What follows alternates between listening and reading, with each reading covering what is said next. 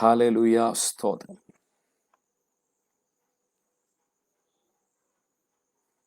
കർത്താവിൻ്റെ പരിശുദ്ധമായ നാമം ഈ രാത്രികാലം വാഴ്ത്തപ്പെടുമാറാകട്ടെ.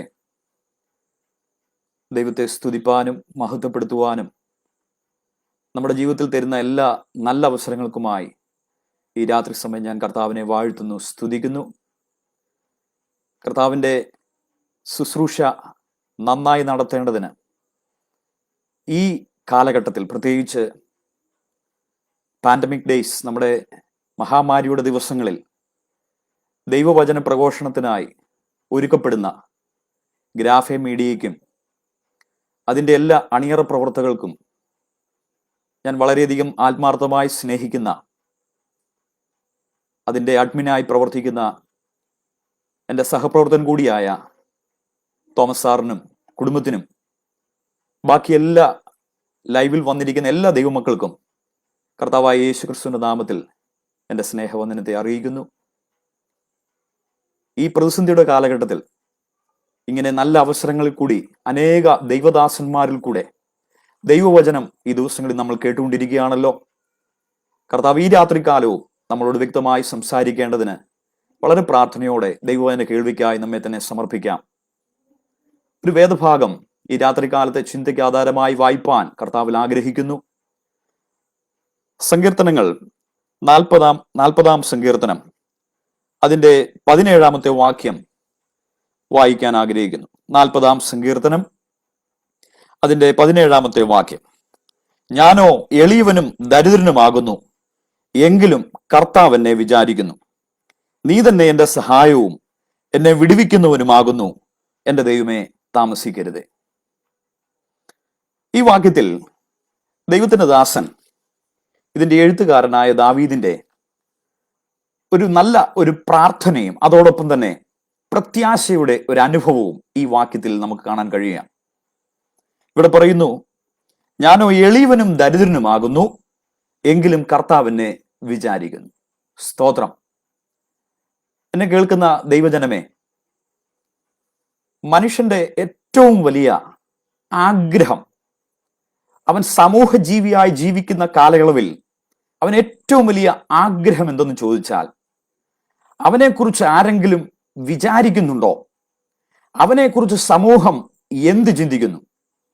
അവനെക്കുറിച്ച് അവൻ്റെ കൂട്ടുകാർ, അവൻ്റെ സ്നേഹിതർ, അവൻ്റെ ബന്ധുജനങ്ങൾ ആരെങ്കിലും അവനെക്കുറിച്ച് വിചാരിക്കുന്നുണ്ടോ? ഈ ഒരു ചിന്തയാണ് സമൂഹ ജീവിയായ മനുഷ്യന്റെ എപ്പോഴുമുള്ള ചിന്തകൾ. അതിനുവേണ്ടി മറ്റുള്ളവരുടെ അഭിപ്രായങ്ങൾ, മറ്റുള്ളവരുടെ പ്രശംസ, മറ്റുള്ളവരുടെ കീർത്തി ഒക്കെ ലഭിക്കേണ്ടതിന്, ആ വ്യക്തിയെക്കുറിച്ച് എന്തെങ്കിലും നല്ല അഭിപ്രായങ്ങൾ മറ്റുള്ളവർ പറയേണ്ടതിന് എന്തൊക്കെ കാണിച്ചു കൂട്ടാമോ അതെല്ലാം ഇന്നത്തെ സമൂഹം കാണിച്ചുകൊണ്ടിരിക്കുമ്പോൾ, ഈ രാത്രികാലം വചന ശുശ്രൂഷയ്ക്കായി, കേൾവിക്കായി ഒരുക്കപ്പെടുന്ന ദൈവജനത്തോട് ഈ വചനത്തിൽ കൂടി ഒരു ആഹ്വാനം കൈമാറുവാൻ ഞാൻ ആഗ്രഹിക്കുന്നു. ദൈവത്തിന്റെ പൈതലേ, ആരും വിചാരിപ്പാനില്ലെങ്കിലും നമ്മെക്കുറിച്ച് വിചാരിക്കുന്ന ഒരു ദൈവമുണ്ടെന്ന് ഈ രാത്രികാലം വചനപ്രകാരം പറയുവാൻ ഞാൻ ആഗ്രഹിക്കുകയാണ്. നമ്മെക്കുറിച്ച് വിചാരിക്കുന്ന ഒരു ദൈവം.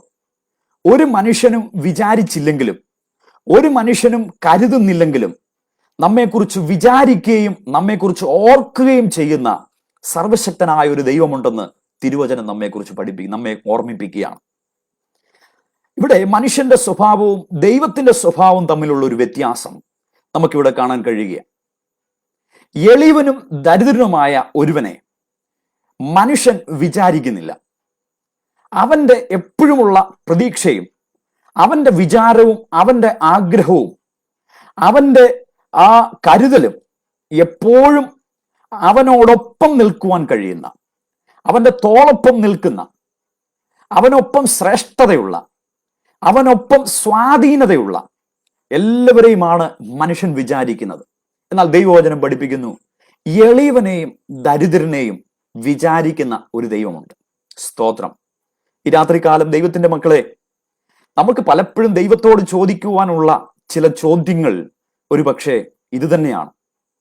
ദൈവമേ, നീ എന്നെ വിചാരിക്കുന്നില്ലയോ? നീ എന്നെ അറിയുന്നില്ലയോ?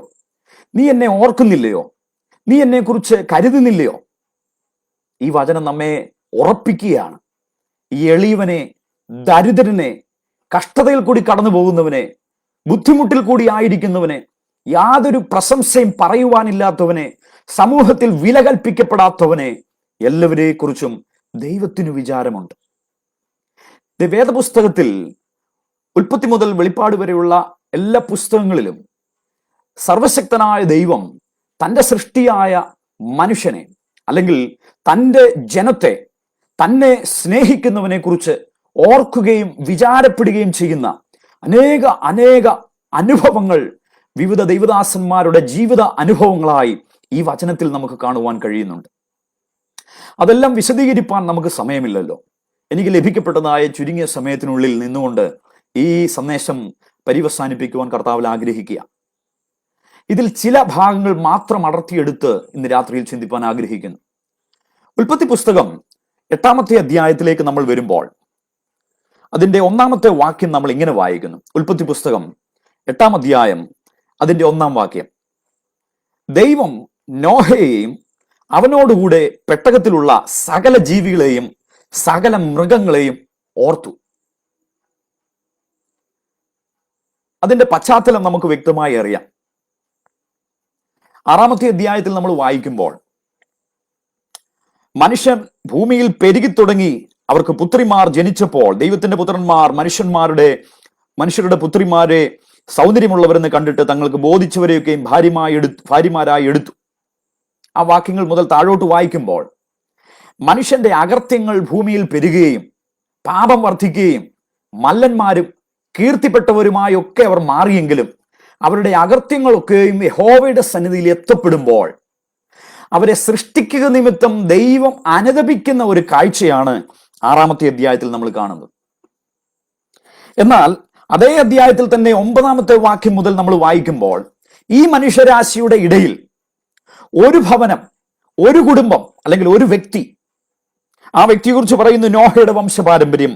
വാക്യം 9: നോഹ നീതിമാനും തന്റെ തലമുറയിൽ നിഷ്കളങ്കനുമായിരുന്നു. നോഹ ദൈവത്തോടു കൂടെ നടന്നു. ഈ തലമുറകൾ മുഴുവൻ വഷളന്മാരായി അതിക്രമം പ്രവർത്തിച്ച് ആ അതിക്രമങ്ങളും അകൃത്യങ്ങളും ദൈവസന്നിധിയിൽ എത്തുമ്പോഴും ഒരുവൻ ദൈവസന്നിധിയിൽ നിഷ്കളങ്കതയോടും നീതിമാനായും ദൈവഭക്തിയോടും ജീവിക്കുന്ന ഒരു അനുഭവം ഇതേ അധ്യായത്തിൽ തന്നെ കാണുകയാണ്. ഈ ജനത്തെയൊക്കെയും നശിപ്പിക്കുവാൻ ദൈവം തീരുമാനിക്കുമ്പോൾ അതേസമയം തന്നെ തൻ്റെ ദാസനായ നോഹയോട് ദൈവം ഒരു കൽപ്പന കൊടുക്കുന്ന ഭാഗമാണ് അതിൻ്റെ 13-ാമത്തെ വാക്യം മുതൽ നമ്മൾ വായിക്കുമ്പോൾ കാണുന്നത്. ദൈവം നോഹയോട് കൽപ്പിച്ചത് എന്തെന്നാൽ, സകല ജഡത്തിന്റെ അവസാനം എന്റെ മുമ്പിൽ വന്നിരിക്കുന്നു, ഭൂമി അവരാൽ അതിക്രമം കൊണ്ട് നിറഞ്ഞിരിക്കുന്നു, ഞാൻ അവരെ ഭൂമിയോടുകൂടെ നശിപ്പിക്കും. 14-ാം വാക്യം മുതൽ നമ്മൾ കാണുകയാണ്, നീ ഗോഭർ മരം കൊണ്ട് ഒരു പെട്ടകം ഉണ്ടാക്കുക, പെട്ടകത്തിന് അറകൾ ഉണ്ടാക്കി അകത്തും പുറത്തും കീഴ്ത്തേക്കണം. നോക്കുക, ഒരു വശത്ത് പാപം ചെയ്യുന്ന, അകൃത്യം ചെയ്യുന്ന, വഷളന്മാരായ, കീർത്തിയും സൽപ്പേരും ഒക്കെ ഉണ്ടെങ്കിലും ദൈവത്തിന്റെ മുമ്പിൽ അതിക്രമക്കാരെന്ന് വിളിക്കപ്പെട്ട ഒരു കൂട്ടം ജനതയുടെ ഇടയിൽ ഇതാ നോഹ, ദൈവം അവനോടൊരു പ്രത്യേക കൽപ്പന കൊടുക്കുകയാണ്. നീ ഒരു നിശ്ചിത അളവ് പ്രകാരം, നിശ്ചിത മരം ഉപയോഗിച്ച് കൃത്യമായ അളവുകളിൽ ഒരു പെട്ടകം ഉണ്ടാക്കുക.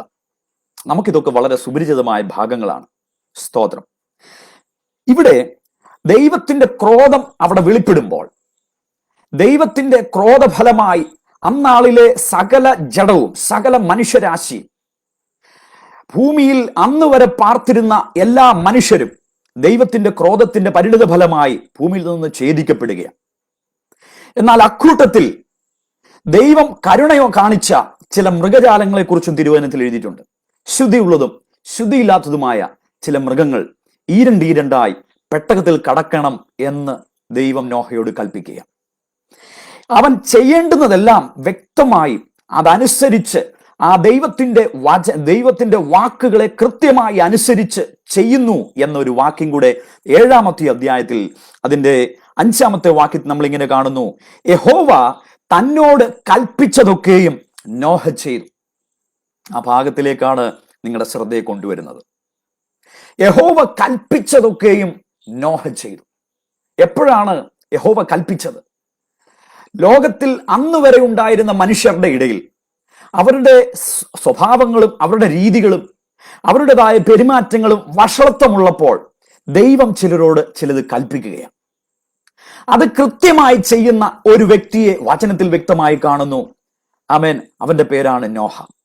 അതോടൊപ്പം തന്നെ ദൈവം ചില മൃഗജാലങ്ങളോട് കൽപ്പനയിടുകയാണ്. അതിന്റെ 7-ാമത്തെ അധ്യായം 9-ാമത്തെ വാക്യത്തിൽ ഇങ്ങനെ കാണുന്നു, ദൈവം നോഹയോട് കൽപ്പിച്ച പ്രകാരം ഈരണ്ട് ആണും പെണ്ണുമായി നോഹയുടെ അടുക്കൽ വന്ന് പെട്ടകത്തിൽ കടന്നു. നോക്കിക്കേ, അപ്പൊ നോഹയോട് ദൈവം കൽപ്പിച്ചതുപോലെ അവൻ ചെയ്തു. ദൈവത്തിന്റെ കൽപ്പന അനുസരിച്ച മൃഗങ്ങൾ അവരും ഇപ്പോൾ പെട്ടകത്തിനകത്ത് കയറിയിരിക്കുന്നു. ശ്രദ്ധിക്കുക, 8-ാമത്തെ അധ്യായത്തിൽ നമ്മൾ കാണുകയാണ്, ഭൂമി 7-ാമത്തെ അധ്യായത്തിന്റെ അവസാനത്തിൽ ഭാഗത്തിൽ നമ്മൾ കാണുന്നു, അന്ന് വരെ ഉണ്ടായിരുന്ന സകലവും 22-ാമത്തെ വാക്യം മുതൽ കരയിലുള്ള സകലത്തിലും മൂക്കിൽ ജീവശ്വാസമുള്ളതൊക്കെയും ചത്തു.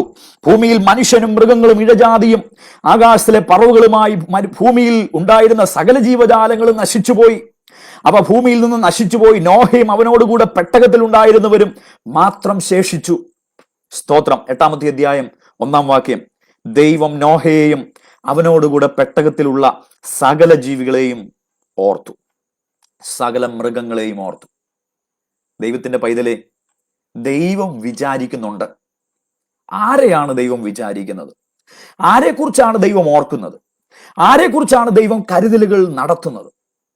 ഭൂമിയിൽ ദൈവം സൃഷ്ടിച്ച മനുഷ്യൻ തെറ്റിലകപ്പെടുമ്പോൾ, വഷളത്വത്തിൽ മുതിർന്നു വരുമ്പോൾ, പാപത്തിൽ പെരുകി വരുമ്പോൾ, ദൈവം അതിനിടയിലും ചിലവരെ തന്റെ കൽപ്പന കൊടുക്കേണ്ടതിനായി, തന്റെ കൽപ്പനകൾ കൈമാറേണ്ടതിനായി, തന്റെ ദൗത്യം പൂർത്തീകരിക്കേണ്ടതിനായി, തന്റെ ആ ഉദ്യമം അതിന്റെ യഥാസ്ഥാനത്തിൽ അളവ് പ്രകാരം താൻ കൽപ്പിച്ചതുപോലെ ചെയ്യേണ്ടത് അതിനുവേണ്ടി ദൈവം ചിലരെ ഏൽപ്പിക്കുന്നുണ്ട്. ഭൂമിയിൽ സകലവരും പരീക്ഷയിൽ കൂടെ, ആമേൻ, തകർച്ചയിലൂടെ, ആമേൻ, അതോടൊപ്പം അരിഷ്ടതയിലൂടെ, അതുപോലെ ശാപത്തിന് കീഴ്, ദൈവിക ക്രോധത്തിന് കീഴിൽ കടന്നു പോകുമ്പോൾ ദൈവത്തിന് ഓർക്കുവാനുള്ളത്, താൻ പറഞ്ഞതുപോലെ തന്റെ വാക്കിനനുസരിച്ച് പ്രവർത്തിച്ച നോഹയെ കുറിച്ച് ദൈവത്തിന് വിചാരിക്കുവാനുണ്ടായിരുന്നു. ഈ രാത്രികാലം എന്നെ കേൾക്കുന്ന ദൈവജനമേ, ആമേൻ, സ്തോത്രം. പാപമുള്ള ലോകത്തിലാണ് നാം എല്ലാവരും ജീവിക്കുന്നത്. അതിക്രമമുള്ള ലോകത്തിലാണ്, വഷളത്വം പെരുകി വരുന്ന ലോകത്തിലാണ് നമ്മൾ എല്ലാവരും ജീവിക്കുന്നത്. എന്നാൽ ഇതിന്റെ നടുവിൽ ദൈവം നമുക്ക് തരുന്ന കൽപ്പനകൾ അതിൻ്റെതായ പൂർണ്ണതയിലും അതിൻ്റെതായ ഭയഭക്തിയിലും അതിൻ്റെതായ ദൈവികമായ എല്ലാവിധമായ ആ സ്നേഹത്തിലും അതിനെ പൂർണ്ണമായി അനുസരിപ്പാൻ നമുക്ക് കഴിയുന്നുണ്ട് എങ്കിൽ, ലോകം കടന്നു പോകുന്ന പരീക്ഷയിലും ലോകം കടന്നു പോകുന്ന ഭീഷണിയുടെയും തകർച്ചയുടെയും പരാജയത്തിന്റെയും നടുവിൽ ദൈവം നോഹയെയും അവന്റെ ദൈവത്തിന്റെ കൽപ്പനകളെ അനുസരിച്ച മൃഗജാലങ്ങളെ പോലും ഓർത്തു എങ്കിൽ, ഈ കാലഘട്ടത്തിൽ പാപം പെരുകി വരുന്ന ലോകത്തിലും നമ്മെക്കുറിച്ച് അല്ല, ദൈവവചനങ്ങളെ പൂർണ്ണമായി അനുസരിപ്പാൻ തയ്യാറാകുന്ന ഒരു കൂട്ടം ദൈവജനത്തെക്കുറിച്ച് ദൈവത്തിന് ഓർക്കുന്നു എന്ന് തീർച്ചയായും ഈ രാത്രികാലം ഉൾക്കൊള്ളട്ടെ. ഹല്ലേലൂയ, സ്തോത്രം. ഇവിടെ ആരും ആ ദേശത്ത് ശേഷിപ്പിരിക്കുന്നില്ല. ജീവനുള്ളവരായ ആരും അവരെ കുറിച്ച് ശേഷിക്കുന്നില്ല. 150 ദിവസം വെള്ളം പൊങ്ങുകയാണ്. പക്ഷെ ദൈവം ഓർക്കുകയാണ്. കാരണം ഇത്രയും ദിവസങ്ങൾക്ക് ശേഷം, ആമേൻ, സ്തോത്രം, അതിനു മുമ്പായി കരുതി വെച്ചിരുന്ന ആഹാരപാനീയങ്ങളെല്ലാം നഷ്ടമായി തീർന്നുകൊണ്ടിരിക്കുന്നു. ഇതാ, ഞാൻ കൽപ്പിച്ചതുപോലെ ചെയ്തവൻ, അവന്റെ കുടുംബം, ഞാൻ കൽപ്പിച്ചതുപോലെ പെട്ടകത്തിനകത്ത് കയറിയ ഒരു കൂട്ടം മൃഗജാലങ്ങൾ, പക്ഷിവർഗങ്ങൾ, അവയെക്കുറിച്ച് ദൈവം ഓർത്തു. ഈ രാത്രികാലം ദൈവത്തിന്റെ ജനമേ, ദൈവം ഓർക്കുന്നു എങ്കിൽ, ദൈവം വിചാരിക്കുന്നുവെങ്കിൽ, ആദ്യമായി ഞാൻ പറയട്ടെ, ദൈവത്തിന്റെ വചനങ്ങളെ പ്രമാണിക്കുന്നവർക്ക്, ദൈവത്തിന്റെ കൽപ്പനകളെ ഓർക്കുന്നവർക്ക്, ദൈവത്തിന്റെ ഇംഗിതങ്ങളെ മനസ്സിലാക്കുന്നവർക്ക് തീർച്ചയായും ദൈവത്തിന്റെ ഒരു കരുതലും അവൻ അവരെ കുറിച്ച് വിചാരിക്കുകയും ചെയ്യുന്നു. അവൻ അവരെ ഓർക്കുന്ന ദൈവമാണ്. ഈ പ്രതിസന്ധിയുടെ കാലഘട്ടത്തിൽ, ഈ COVID-19 മഹാമാരിയുടെ കാലഘട്ടത്തിൽ ലോകം മുഴുവൻ പ്രതിസന്ധിയിൽ കൂടെ കടന്നു പോകുമ്പോഴും ഈ രാത്രികാലം ദൈവവചനം നമ്മെക്കുറിച്ച് ഓർപ്പിക്കുകയാണ്.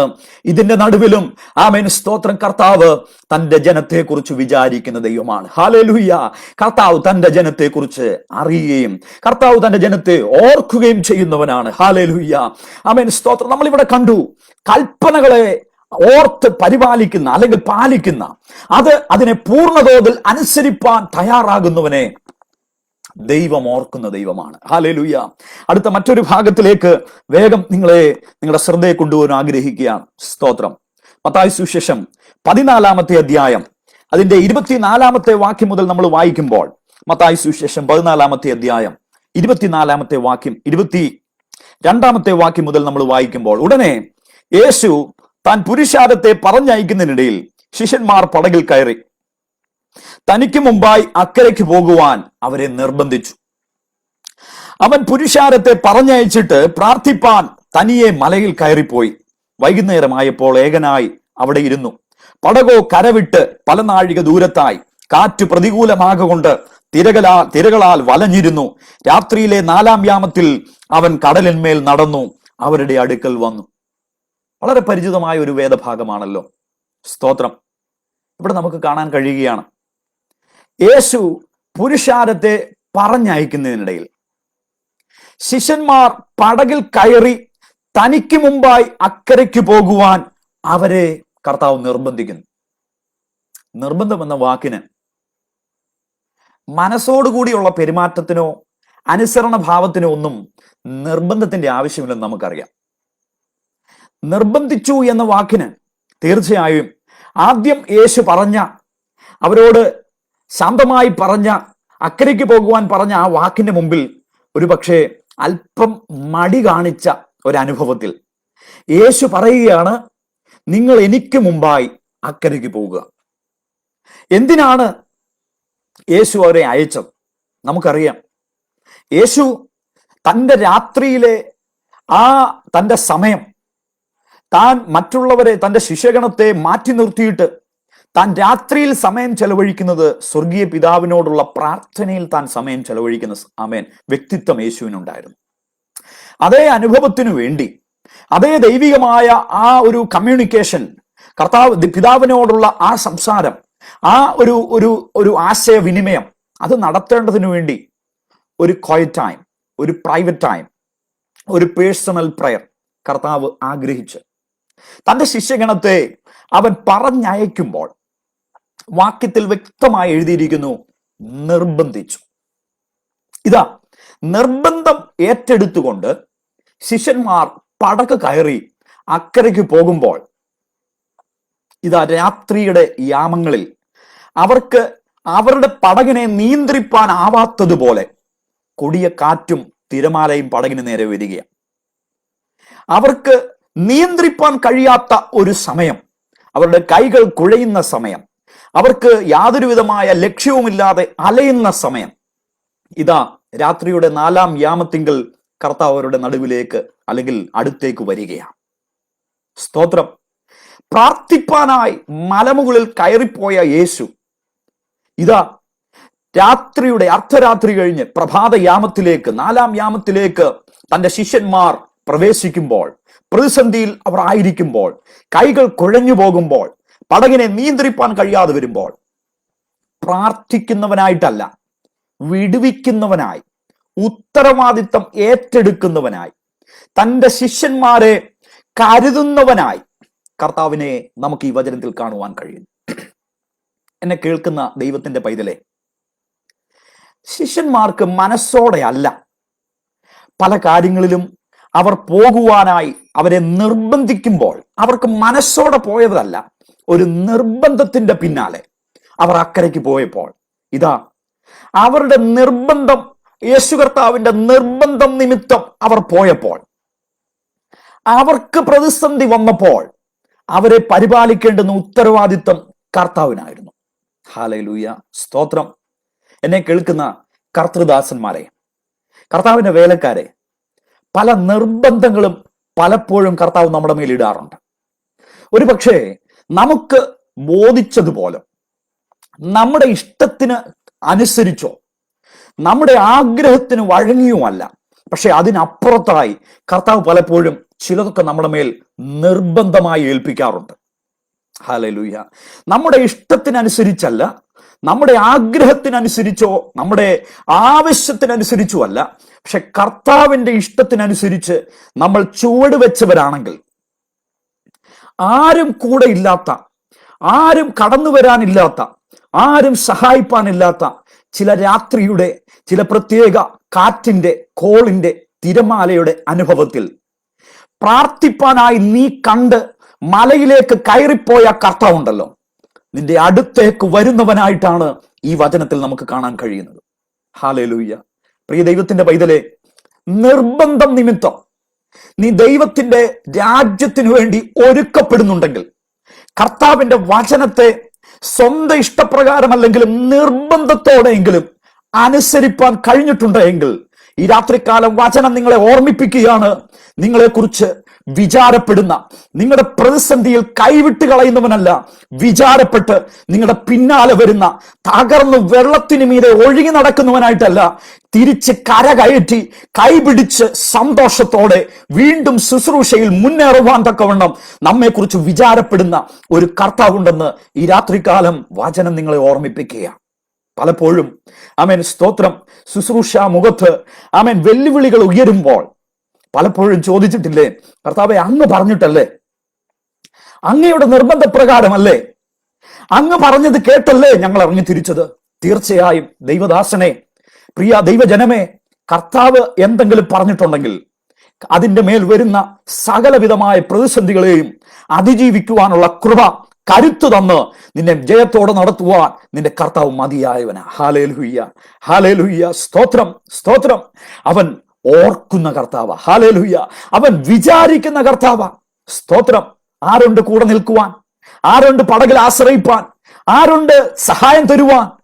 വരുന്നുണ്ട് നിന്റെ കർത്താവ്. നിന്റെ ചാരയണയുന്ന ദിവസങ്ങൾ ഈ ദിവസങ്ങളിൽ ഉണ്ട് പ്രിയ ദൈവ പൈതലേ. ഹല്ലേലൂയ. ഈ അടുത്ത അധ്യായത്തിലേക്ക് നമ്മൾ നോക്കുമ്പോൾ, 15-ാമത്തെ അധ്യായത്തിൽ, ഞാൻ വേഗം ആ ഭാഗത്തിലേക്ക്, ആമേൻ സ്തോത്രം, അടുത്ത ഭാഗത്തിലേക്ക് നിങ്ങളെ കൊണ്ടുപോവുകയാണ്. സ്തോത്രം. 15-ാമത്തെ അധ്യായം അതിന്റെ 32-ാമത്തെ വാക്യം മുതൽ നമ്മൾ വായിക്കുമ്പോൾ, മറ്റൊരവസരത്തിൽ യേശു തന്റെ പുരുഷാരത്തെ കുറിച്ച് വിചാരപ്പെടുകയാണ്. നോക്കുക, ഈ വചനത്തിൽ അനേക പ്രാവശ്യങ്ങളിൽ, സ്തോത്രം, അനേക ആവർത്തികളിൽ നമ്മുടെ വാഴ്ത്തപ്പെട്ട കർത്താവിന്റെ അടുക്കൽ വന്ന് സൗഖ്യം പ്രാപിച്ച, അവന്റെ അടുക്കൽ വന്ന് ആമേൻ വിടുതലുകൾ പ്രാപിച്ച് മടങ്ങിപ്പോയവരുടെ ചരിത്രം പല ആവർത്തികളിലായി തിരുവചനത്തിൽ നമ്മൾ കാണുമ്പോൾ, ഇതാ ചെറിയ ചെറിയ ഭാഗങ്ങളിലായി ആരുടെയും ആവശ്യപ്രകാരമല്ല, ആവശ്യം മുൻകൂട്ടി അറിഞ്ഞ് പ്രവർത്തിക്കുന്ന, ഓർക്കുന്ന, വിചാരിക്കുന്ന ഒരു കർത്താവിനെയാണ് ഈ രണ്ട് ഭാഗങ്ങളിൽ നമ്മൾ കാണാൻ കഴിയുന്നത്. നോക്കാം, 15-ാമത്തെ അധ്യായം 32-ാമത്തെ വാക്യം മുതൽ. എന്നാൽ യേശു തന്റെ ശിഷ്യന്മാരെ അടുക്ക വിളിച്ച്, ഈ പുരുഷാരം ഇപ്പോൾ 3 നാളായി എന്നോടുകൂടെ പാർക്കുന്നു. അവർക്ക് ഭക്ഷിപ്പാൻ ഒന്നുമില്ലായക കൊണ്ട് അവരെക്കുറിച്ച് എനിക്ക് മനസ്സലിവ് തോന്നുന്നു. അവരെ പട്ടിണിയായി വിട്ടയപ്പാൻ മനസ്സുമില്ല. അവർ വഴിയിൽ വെച്ച് തളർന്നു പോയേക്കും എന്ന് പറഞ്ഞു. നമുക്കറിയാം ഇതിന്റെ പശ്ചാത്തലം. ഇവിടെ പറയുകയാണ്, കർത്താവായ യേശുനാഥൻ ഏത് ഭാഗത്ത്, ഏത് ദേശത്തൂടെ പോയാലും അവനോടൊപ്പം വലിയൊരു പുരുഷാരവും പങ്കുചേർന്നിരുന്നു. അതായിരുന്നു കർത്താവിന്റെ ഏറ്റവും വലിയ ശുശ്രൂഷയുടെ ആ ഒരു വലിയ മഹത്വം. അത് തന്നെയായിരുന്നു. വെറും ഒരു ഗുരു, അന്നാളിലെ വെറും ഒരു ശാസ്ത്രിയോ പരീശനോ പോയതുപോലെയല്ല. ദേശത്തിലെ ഏത് ദേശത്തിലേക്ക് പോയാലും അവിടെയെല്ലാം തിങ്ങിക്കൂടുന്ന ഒരു പുരുഷാരം. സ്തോത്രം. അതവന്റെ ശുശ്രൂഷകളിലെ ഒരു പ്രാധാന്യമായ വസ്തുതയാണ്. പക്ഷെ ഇവിടെ ഒന്ന് ശ്രദ്ധിക്കുക, മറ്റൊരിടത്തും നമുക്ക് ഇങ്ങനെ ഒരു ഭാഗം കാണാൻ കഴിയുന്നില്ല. സ്തോത്രം, സ്തോത്രം. മറ്റും പല മേഖലകളിലും തന്റെ കൂടെയുള്ള ശിഷ്യന്മാരെ ഉപദേശിക്കുകയും തന്നോടൊപ്പം നിൽക്കുന്ന ജനത്തിന് സൗഖ്യം കൊടുക്കുകയും ഒക്കെ ചെയ്യുന്നു, ആഹാരം കൊടുക്കുന്നുണ്ട്. പക്ഷേ ജനത്തെക്കുറിച്ച് വിചാരപ്പെടുന്ന ഒരു കർത്താവിനെ കുറിച്ച് 2 സുവിശേഷങ്ങൾ കാണുന്നു. അതിൽ മത്തായി സുവിശേഷത്തിലെ ഭാഗമാണ് നമ്മൾ ഈ വായിക്കുന്നത്.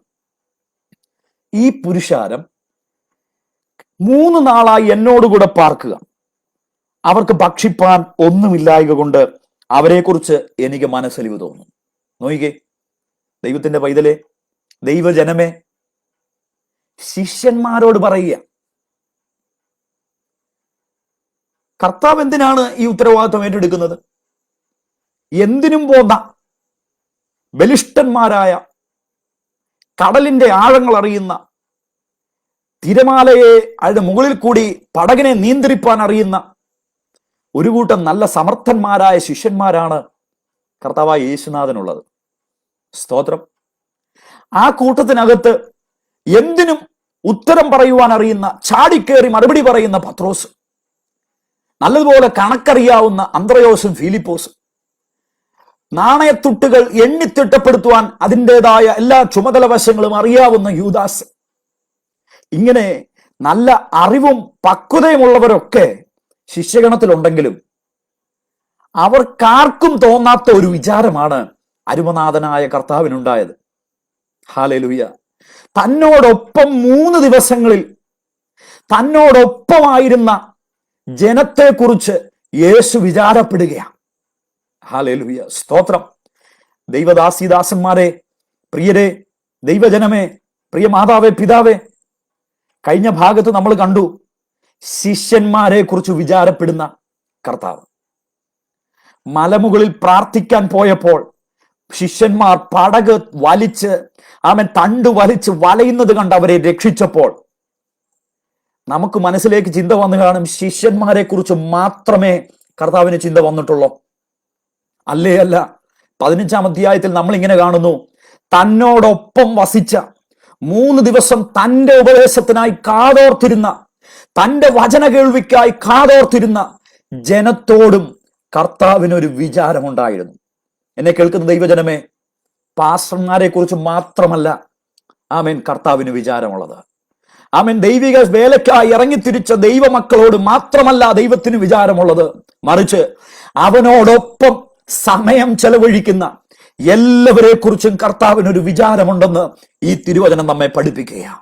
നോക്കിക്കേ, കർത്താവ് ഇങ്ങനെയാ പറയുന്നേ, കഴിഞ്ഞ 3 ദിവസം ഈ പുരുഷാരം ഇപ്പോൾ 3 നാളായി എന്നോട് കൂടെ പാർക്കുകയാണ്. ഹല്ലേലൂയ. 3 നാളായി വചനം നല്ലതുപോലെ അവർ കേൾക്കുകയാണ്, ഉപദേശം കൈക്കൊള്ളുകയാണ്. പക്ഷെങ്കിൽ അവരുടെ ശരീരത്തിന് ബലമില്ല, അവർ ഭക്ഷിപ്പാൻ അവരുടെ കയ്യിൽ ഒന്നുമില്ല. അവരെ കുറിച്ച് എനിക്ക് മനസ്സലിവ് തോന്നുന്നു. പ്രിയ ദൈവജനമേ, അന്നത്തെ സാഹചര്യങ്ങൾ ചിന്തിച്ചാൽ, സ്തോത്രം, വലിയ പുരുഷാരമുണ്ട് എങ്കിലും ഇതിൽ ഒരു കൂട്ടം ആളുകൾ ഭക്ഷണവുമായി വരുന്നവരാ. ഭക്ഷണം തീർന്നു കഴിയുമ്പോൾ തിരികെ ഭവനത്തിലേക്ക് പോകുന്നവരുമായിരുന്നു എന്ന് ചരിത്രത്തിലൊക്കെ നമ്മൾ പഠിക്കുമ്പോൾ കാണുവാൻ കഴിയുന്നു. അവർ ഭക്ഷണം കൊണ്ടുവന്ന് ഭക്ഷണം തീരുമ്പോൾ ഭവനത്തിലേക്ക് പോകുകയാണ്. നോക്കിക്കേ, ഒരു കൂട്ടം ഭക്ഷണം കൊണ്ടുവന്ന് കാണില്ല, അല്ലെങ്കിൽ കൊണ്ടുവന്നത് തീർന്നതുമായിരിക്കാം. എന്നാലും ഭക്ഷണത്തെക്കാൾ വലുതായി കർത്താവിന്റെ ഉപദേശങ്ങളെ അവർ ഏറ്റവും സ്നേഹിച്ചു. കർത്താവിൽ നിന്ന് കേൾക്കുവാൻ അവർ ആഗ്രഹിച്ചു, കർത്താവിനോട് ചേർന്നിരിപ്പാൻ അവർ ആഗ്രഹിച്ചു. അവരെ കുറിച്ച് കർത്താവ് പറയുക, കഴിഞ്ഞ 3 ദിവസമായി ഇവരെന്നോടൊപ്പം പാർക്കുന്നു, ഇവരെ ഇങ്ങനെ വിട്ടുപോകുവാൻ കഴിയത്തില്ല, ഇവരെ ഭക്ഷിപ്പാൻ ഇവരുടെ കയ്യിലൊന്നുമില്ല. ഇവരെ കുറിച്ച് എനിക്ക് മനസ്സലിവ് തോന്നുന്നു. അവരെ പട്ടിണിയായി വിട്ടയപ്പാൻ മനസ്സില്ല, അവർ വഴിയിൽ വെച്ച് തളർന്നു പോകും. എന്നെ കേൾക്കുന്ന ദൈവഭൃത്യന്മാരെ, ദൈവദാസിദാസന്മാരെ, സ്തോത്രം. നിന്നെക്കുറിച്ച് കരുതുവാനോ നിന്നെക്കുറിച്ച് ചിന്തിപ്പാനോ ആരുമില്ലെങ്കിലും, നീ ആരുടെ പാദപീഠത്തിലാണോ ഇരിക്കുന്നത്, നീ ആരോടൊപ്പമാണ് സമയം ചെലവഴിക്കുന്നത്, നാം ആരുടെ സന്നിധിയിലാണ് കാത്തിരിക്കുന്നത്, തീർച്ചയായും വചനം നമ്മെ കുറിച്ച് ഓർമ്മിപ്പിക്കുകയാണ്. സ്തോത്രം, നിന്റെ കാത്തിരിപ്പ് വൃഥാവല്ല. സ്തോത്രം, നീ ആരുടെ പാദപീഠത്തിലാണ് ഇരിക്കുന്നത്, അവന് നിന്നെ കുറിച്ചൊരു വിചാരമുണ്ട്. ഹല്ലേലൂയ, ഹല്ലേലൂയ, സ്തോത്രം, സ്തോത്രം. ഭക്ഷണം തീർന്നു പോയപ്പോൾ മടങ്ങിപ്പോയവനെ കുറിച്ചല്ല യേശു വിചാരിക്കുന്നത്. സ്തോത്രം. 3 ദിവസം കർത്താവ് എന്ത് പറയുന്നോ അത് കേൾപ്പാൻ ഒരുക്കമായി താല്പര്യത്തോടെ ഇരുന്ന ആ ഒരു പുരുഷാരത്തെ കുറിച്ച് യേശു വിചാരപ്പെടുകയാണ്. ഹല്ലേലൂയ. ഈ വചന ശുശ്രൂഷയിൽ ദൈവത്തിന്റെ പൈതലെ, നീറുന്ന ഹൃദയത്തോടെ ഈ വചനം കേൾക്കുമ്പോൾ ഭാരപ്പെടുന്ന അനുഭവത്തോടെ, ആരുമില്ലല്ലോ എന്നെക്കുറിച്ച് കരുതുവാൻ, ആരുമില്ലല്ലോ, സ്തോത്രം, എന്റെ വിശപ്പറിയുവാൻ, എന്റെ ദാഹം അറിയുവാൻ, എന്റെ ക്ഷീണം അറിയുവാൻ, എന്റെ തളർച്ച അറിയുവാൻ, സ്തോത്രം, എന്റെ സാമ്പത്തിക ഞെരുക്കം അറിയുവാൻ, എന്റെ കുടുംബത്തിന്റെ പ്രാരാബ്ദം അറിയുവാൻ, എന്റെ ആത്മീയ ഞെരുക്കം അറിയുവാൻ ആരുമില്ലല്ലോ എന്നോർത്ത് ഭാരപ്പെടുന്ന ഒരു ദൈവ പൈതലാണോ ഈ രാത്രികാലം എന്നെ കേൾക്കുന്നത്? ഈ വചനം നമ്മെ കുറിച്ച് ഓർമ്മിപ്പിക്കുക. നീ ആരുടെ പാദപീഠത്തിലാ ദൈവ പൈതൽ ഇത്ര നാൾ ഇരുന്നത്? അവൻ തക്ക സമയത്ത് നിനക്ക് വേണ്ടുന്നത് തന്ന് പോഷിപ്പിക്കേണ്ടതിന് അവൻ തന്റെ കരം നീട്ടുവാനിടയാകും. ഹല്ലേലൂയ. ആമേൻ. ശിഷ്യന്മാർക്ക് ഓർമ്മ കാണത്തില്ല. ആമേൻ. നിന്നെ ശുശ്രൂഷിക്കുന്നവർക്ക് ഒരുപക്ഷെ മറന്നുപോയേക്കാം. നിന്റെ ബലഹീന വശങ്ങൾ ഒരുപക്ഷെ നിന്റെ മേൽ ഉത്തരവാദിത്തപ്പെട്ടവർ ഒരുപക്ഷെ മറന്നുപോയേക്കാം. നിന്റെ ഭർത്താവിനോ ഭാര്യയ്ക്കോ നിന്റെ ഉത്തരവാദിത്വം ഒരുപക്ഷെ അറിയില്ലായിരിക്കാം. പക്ഷെ നിന്നെ ഉത്തരവാദിത്വത്തോടെ നിന്നെ ഓർക്കുന്ന ഒരു സ്വർഗമുണ്ടെന്ന് ഈ രാത്രികാലം വചനം ഓർമ്മിപ്പിക്കുക. ഞാൻ വേഗം മുന്നോട്ട് പോകട്ടെ. എന്റെ വാക്കുകളെ ഇവിടെ അവസാനിപ്പിക്കുമ്പോൾ ഈ രാത്രികാലം നമ്മൾ കേട്ട ദൈവവചനത്തെ ഒന്ന് ഓർക്കുവാനായി ഒരു സമയം വേർതിരിക്കട്ടെ. നമ്മൾ ആദ്യം ചിന്തിച്ചു, ആമേൻ, സ്തോത്രം, ദൈവം ഓർത്തത് ദൈവത്തിന്റെ കൽപ്പനയെ അനുസരിപ്പാനായി പൂർണ്ണ മനസ്സോടെ. ഹല്ലേലൂയ. ആമേൻ. വർഷങ്ങൾ നീണ്ട പ്രസംഗത്തിനിടയിലും ഒരുവൻ പോലും രക്ഷയിലേക്ക് വന്നില്ല എന്ന് കണ്ടിട്ടും ഒട്ടും ആമേൻ പിന്തിരിഞ്ഞു പോകാതെ ദൈവം പറഞ്ഞത് പൂർണ്ണമായി ചെയ്യുവാൻ, ദൈവം പറഞ്ഞ മരം തന്നെ ഉപയോഗിപ്പാൻ, ദൈവം തന്നെ തന്ന അളവ് ഉപയോഗിപ്പാൻ ഒരുവൻ ഒരു ഭോഷനായി തീർന്നപ്പോൾ ദൈവം അവനെ കുറിച്ച് ഓർത്തു എന്ന് വചനം പറയുമ്പോൾ, എന്നെ കേൾക്കുന്ന ദൈവദാസിദാസന്മാരെ, നീ ദൈവത്തിന്റെ കൽപ്പന അനുസരിപ്പാൻ ഇറങ്ങി തിരിച്ചുവെങ്കിൽ, അവന്റെ കൽപ്പന പ്രകാരം അവന്റെ വചനത്തെ കേട്ടനുസരിപ്പാനായി ഒരു പെട്ടകം നമുക്ക് വേണ്ടി ഒരുക്കപ്പെട്ടപ്പോൾ ആ പെട്ടകത്തിനകത്ത് കയറി പറ്റുവാൻ, ആ പെട്ടകത്തിനകത്ത് കയറി രക്ഷ പ്രാപിപ്പാൻ കർത്താവ് നമുക്ക് കൃപ തന്നെങ്കിൽ, ഹല്ലേലൂയ, ആമേൻ, സ്തോത്രം. ദൈവം മറന്നു കളയുന്നവനല്ല. ദൈവം തക്ക സമയത്ത് നമ്മെ ഓർക്കുന്ന ദൈവമാണ്. പ്രതിസന്ധി ഏതുമായിക്കൊള്ളട്ടെ, ഭൂമിയിൽ ആമേൻ വർദ്ധിച്ചു വരുന്ന പ്രതിസന്ധികളോ അനർത്ഥങ്ങളോ കഷ്ടങ്ങളോ ഏതുമായിക്കൊള്ളട്ടെ, അതിന്റെ നടുവിൽ മറന്നു കളയുന്നവനല്ല. അതിന്റെ നടുവിൽ അവൻ നമ്മെ ഓർക്കുന്ന, വിചാരിക്കുന്ന ദൈവം. പിന്നെ നമ്മൾ കണ്ടു, ആമേൻ, മത്തായി സുവിശേഷം 14-ാം അധ്യായത്തിൽ നമ്മൾ കണ്ടു, ആമേൻ, ശിഷ്യന്മാർ ആമേൻ അവന്റെ നിർബന്ധത്തെ അനുസരിച്ച് അക്കരയ്ക്ക് പോകുമ്പോൾ ഇതാ കാറ്റ്, തിരമാല എതിരായി വന്നിരിക്കുമ്പോൾ അവന്റെ നിർബന്ധം അനുസരിച്ച ഒരു കൂട്ടത്തെ ഉത്തരവാദിത്തം ഏറ്റെടുത്ത് സംരക്ഷിക്കേണ്ടുന്ന ഒരു വിചാരം നമ്മുടെ വാഴ്ത്തപ്പെട്ട കർത്താവിനുണ്ടായിരുന്നു. എന്നെ കേൾക്കുന്ന ദൈവ പൈതലേ, ആമേൻ, സ്തോത്രം, നീ ദൈവത്തിന്റെ നിർബന്ധം നിന്റെ മേൽ കിടക്കുന്നുവെങ്കിൽ, ആമേൻ, സ്തോത്രം, സുവിശേഷത്തിനായ ഒരു നിർബന്ധം നിന്റെ മേൽ കിടക്കുന്നുവെങ്കിൽ, അതിനുമേൽ വരുന്ന എല്ലാ പ്രതിസന്ധികളുടെ മേലും പൂർണ്ണ ഉത്തരവാദിത്തം ഏറ്റെടുത്ത് നിന്നെ മുന്നോട്ട് നയിപ്പാൻ ദൈവം വിശ്വസ്തനാണ്. ഹല്ലേലൂയ. അവൻ നമ്മെ കുറിച്ച് ഓർക്കുന്ന കർത്താവാണ്. ഹല്ലേലൂയ. പിന്നെ നമ്മൾ മൂന്നാമതായി കണ്ടു, ഹല്ലേലൂയ, കർത്താവ് ഓർക്കുകയാ തന്നോടൊപ്പം ആമേൻ കഴിഞ്ഞ 3 ദിവസങ്ങളായി ചേർന്നിരുന്ന ആ വലിയ ജനത്തെ കുറിച്ച് യേശുനാഥൻ ഓർക്കുകയാ. ആമേൻ. സമർത്ഥന്മാരായ ശ്രേഷ്ഠന്മാരായ ശിഷ്യഗണം തന്റെ കൂടെ ഉണ്ടായിരുന്നിട്ടും അവരാരും വിചാരിച്ചില്ലെന്നോർത്ത് നീ ഭാരപ്പെടണ്ട. ജനമേ, നിന്നെ ഓർക്കുന്ന ഒരു കർത്താവുണ്ട്. ഹല്ലേലൂയ. 147-ാം സങ്കീർത്തനം അതിന്റെ 9-ാമത്തെ വാക്യത്തിൽ നമ്മൾ ഇങ്ങനെയാ കാണുന്നത്. ഹല്ലേലൂയ. മൃഗങ്ങൾക്കും കരയുന്ന കാക്കക്കുഞ്ഞുങ്ങൾക്കും അതതിന്റെ ആഹാരം കൊടുക്കുന്ന ഒരു ദൈവം അവിടെ നമുക്ക് കാണുവാൻ കഴിയുന്നു. ഹല്ലേലൂയ. കരയുന്ന കാക്കക്കുഞ്ഞുങ്ങളെയും ഓർക്കുന്ന, വിചാരിക്കുന്ന ഒരു ദൈവമുണ്ട്. ഹല്ലേലൂയ. എന്താണ് കാക്കക്കുഞ്ഞിനെ കുറിച്ച് ദൈവം വചനത്തിൽ പറഞ്ഞിരിക്കുന്നത്? മറ്റെല്ലാ മൃഗങ്ങൾക്കും മറ്റെല്ലാ പക്ഷികൾക്കും അതിൻ്റെതായ ഒരു വിലയുണ്ട്. മനുഷ്യന്റെ ദൃഷ്ടിയിൽ ഇത്രമാത്രം ഹീനവും നികൃഷ്ടമായ ഒരു പക്ഷി വേറെയില്ല. ഹല്ലേലൂയ. ആമേൻ. സ്നേഹിക്കുന്ന അരുമയായ പക്ഷിവർഗങ്ങൾ അനേകം മനുഷ്യർ ഓമനിച്ച് വളർത്താറുണ്ട്. എന്നാൽ ഇന്ന് വരെ ഒരു കാക്കയെയും മനുഷ്യൻ ഓമനിച്ച് വളർത്തിയിട്ടില്ല. അതിന്റെ മാധുര്യമില്ലാത്ത ഒരു ശബ്ദം, ആമേൻ, സ്തോത്രം, അതിന്റെ ആമേൻ നിറമില്ലാത്ത ഒരു അനുഭവം, കാണാൻ യാതൊരു ഭംഗിയുമില്ലാത്ത ഒരു അനുഭവം, അനേകം മനുഷ്യർ അതിനെ വെറുക്കുകയാ. മനുഷ്യരെല്ലാവരും അതിനെ വെറുക്കുകയാ. ഹല്ലേലൂയ. അതിന് യാതൊരു ശോഭയുമില്ലാത്ത, ഒരു വിലയുമില്ലാത്ത അതിന്റെ കുഞ്ഞിനെ കുറിച്ചാണ് തിരുവചനം പറഞ്ഞിരിക്കുന്നത്. ഹല്ലേലൂയ. ആമേൻ, സ്തോത്രം, യാതൊരു വിലയുമില്ലാത്ത, മനുഷ്യന്റെ മുമ്പിൽ യാതൊരു ശ്രേഷ്ഠതയുമില്ലാത്ത, ആമേൻ, ആ കാക്കക്കുഞ്ഞിന്റെ കരച്ചിൽ പോലും ദൈവം അതിനെക്കുറിച്ച് ഓർക്കുന്നു എങ്കിൽ, അതതിന്റെ ആഹാരം കർത്താവ് അതിനുവേണ്ടി ഒരുക്കുന്നു എങ്കിൽ, ആമേൻ, സ്തോത്രം, വിലയില്ലാത്തതിനു വേണ്ടി പോലും ദൈവം വിചാരിക്കുന്നു എങ്കിൽ, ഹല്ലേലൂയ, അതിന്റെ കരച്ചിൽ പോലും ദൈവസന്നിധിയിൽ എത്തുന്നു എങ്കിൽ ഒന്ന് ചിന്തിക്കുക. ഭൂമിയിലെ മനുഷ്യന്റെ ശബ്ദ കോലാഹലങ്ങൾ, സ്വർഗീയ ശബ്ദം, ഹല്ലേലൂയ, സാറാഫുകൾ ആരാധിക്കുന്ന ശബ്ദം, ദൂതന്മാരുടെ സംഗീതത്തിന്റെ ശബ്ദം, സ്വർഗത്തിലെ എല്ലാവിധമായ ശബ്ദങ്ങൾ, ഭൂമിയിലെ ശബ്ദങ്ങൾ, ഇതിന്റെ ഇടയിൽ യാതൊരു വിലയുമില്ലാത്ത ഒരു കാക്കക്കുഞ്ഞിന്റെ കരച്ചിൽ ദൈവസന്നിധിയിൽ എത്തുന്നു എങ്കിൽ, ഇതെന്തിനാണ് വചനത്തിൽ ഇങ്ങനെ പറഞ്ഞിരിക്കുന്നത്? വചനം പറയുന്നു, അവന്റെ സ്വരൂപ രൂപത്തിലും സാദൃശ്യത്തിലും സൃഷ്ടിക്കപ്പെട്ട മനുഷ്യൻ, അവൻ പുത്രനായ യേശുനാഥന്റെ രക്തത്താൽ, അവന്റെ ചോരത്തളിയാൽ വീണ്ടെടുപ്പ് പ്രാപിച്ച്, പാപങ്ങൾ കഴുകൽ പ്രാപിച്ച് രക്ഷിതഗണമായി ഒരുക്കപ്പെടുന്ന വിശുദ്ധ സഭയെ, നിന്റെ കണ്ണുനീർ ദൈവം കാണാതിരിക്കുമോ? നിന്റെ പ്രാർത്ഥന അവൻ കേൾക്കാതിരിക്കുമോ? നിന്റെ അപേക്ഷകൾക്ക് അവൻ മറുപടി തരാതിരിക്കുമോ? യിരെമ്യാ പ്രവചനം 29-ാം അധ്യായം അതിന്റെ 11-ാമത്തെ വാക്യത്തിൽ നമ്മൾ ഇങ്ങനെയാ കാണുന്നത്. ആമേൻ, സ്തോത്രം, ഹല്ലേലൂയ. നിങ്ങൾ പ്രത്യാശിക്കുന്ന ശുഭഭാവി വരുവാൻ തക്കവണ്ണം നിങ്ങളെക്കുറിച്ചുള്ള നിരൂപണങ്ങൾ ഇന്നവയെന്ന് ഞാൻ നന്നായി അറിയുന്നു.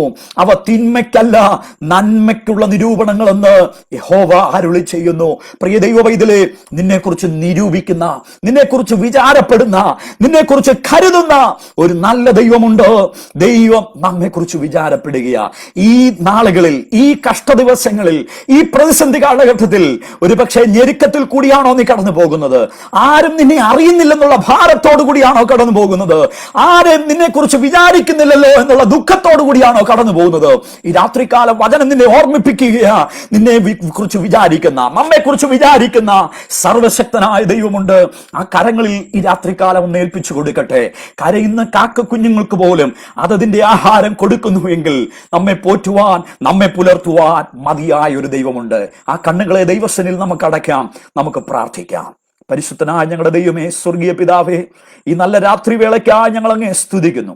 അങ്ങയുടെ കർത്താവെ, മാറ്റമില്ലാത്ത വചനം ഒരു ഒരു പ്രാവശ്യം കൂടെ ഞങ്ങൾ കേൾക്കുവാൻ സ്വർഗം ഞങ്ങളുടെ ജീവിതത്തിൽ ഒരുക്കി തന്ന അവസരങ്ങൾക്കായി സ്തോത്രം. വചനം കർത്താവേ, ഈ രാത്രികാലം നിന്റെ മക്കളോട് ഇടപെടുന്നതിനായി സ്തോത്രം. ഞങ്ങൾ കേട്ടതുപോലെ കർത്താവേ, ഞങ്ങളെക്കുറിച്ച് ഓർക്കുന്ന, ഞങ്ങളെക്കുറിച്ച് വിചാരിക്കുന്ന, ഞങ്ങളെക്കുറിച്ച് കരുതുന്ന ഒരു നല്ല ദൈവം ഞങ്ങൾക്കുള്ളതിനായി സ്തോത്രം. പ്രതിസന്ധിയുടെ കാലഘട്ടത്തിലും അങ്ങയുടെ കൽപ്പനകളെ അനുസരിപ്പാൻ ഞങ്ങൾക്കൊരു കൃപ തരണമേ. അങ്ങയുടെ നിർബന്ധം വഹിപ്പാൻ ഞങ്ങളെ ഒരു കൃപ തന്ന് സഹായിക്കണമേ. അങ്ങയോട് ചേർന്നിരിപ്പാൻ ഞങ്ങൾക്ക് എല്ലാവർക്കും കൃപ തരണമേ. ഈ വചനം കേൾക്കുന്നതിന്റെ മക്കളെ സ്വർഗം ധാരാളമായി അനുഗ്രഹിക്കണമേ. ഈ മീഡിയയെ സ്വർഗം അനുഗ്രഹിക്കണമേ. ഇതിന്റെ പ്രവർത്തന മണ്ഡലത്തിലായിരിക്കുന്ന അങ്ങനെ അഭിഷിക്തന്മാരെ സ്വർഗം അനുഗ്രഹിക്കണമേ. തിരുസാന്നിധ്യത്തിന്റെ മറവിൽ ഞങ്ങളെല്ലാം പൊതിഞ്ഞാട്ട് കർത്താവ് നിങ്ങളുടെ പ്രാർത്ഥന കേട്ടതിനായി നന്ദി പറയുന്നു.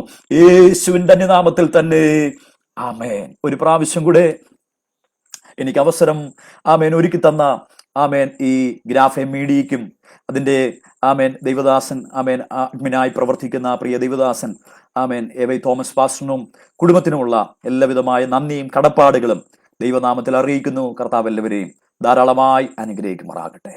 ആമേൻ. സ്തോത്രം.